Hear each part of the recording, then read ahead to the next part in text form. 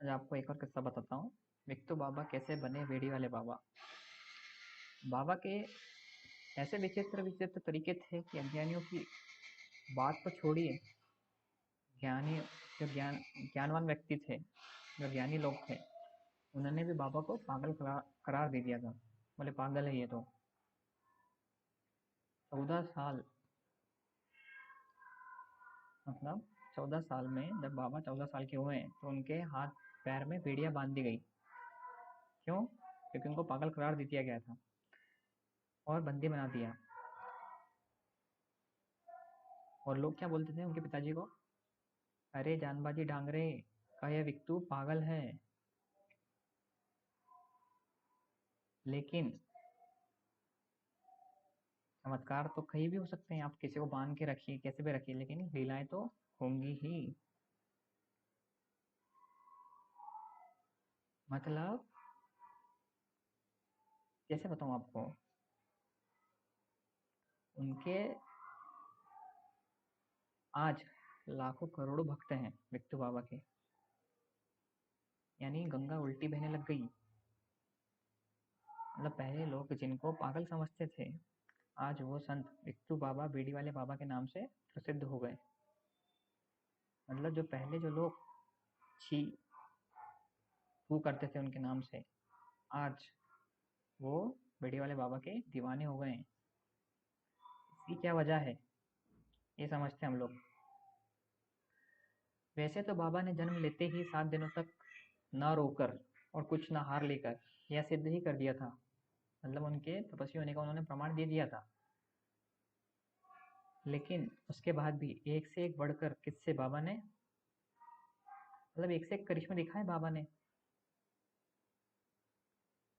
लेकिन लोग उनकी हंसी उड़ाते थे, लोगों को चमत्कार समझ में नहीं आते थे। बोले ये पागल व्यक्ति कैसे चमत्कार कर सकता है, मतलब उनको बात हजम नहीं होती थी।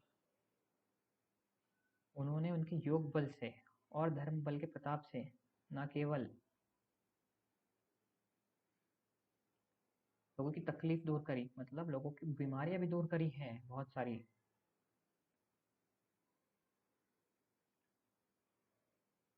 उनकी पागलपन की हरकतों को देखकर, मतलब वो ऐसे हरकतें करते थे, ठीक है करते थे, लेकिन इसी के कारण उसको विराम देने के लिए उनके हाथ पांव में बेड़ियां बांध दी गई। लेकिन बेड़ियों में बंधे होने के बावजूद भी उनके चमत्कार का बल बढ़ता ही गया। हर दिन हर वक्त अफलातून जन कल्याणकारी, मतलब जो लोगों के हित में थे, ऐसे चमत्कार करिश्मे होते गए। जिन लोगों ने बाबा को प्रत्यक्ष देखा है वो भली भांति मेरे बात से परिचित होंगे।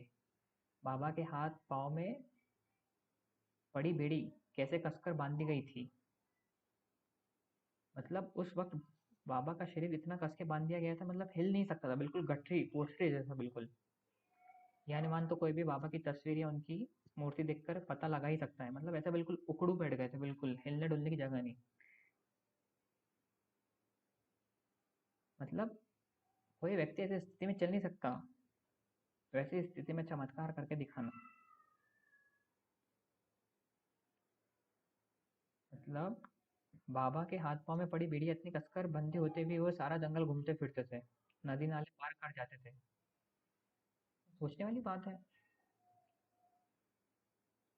मतलब लोग आश्चर्य में पड़ जाते थे, हाउ इट इज पॉसिबल।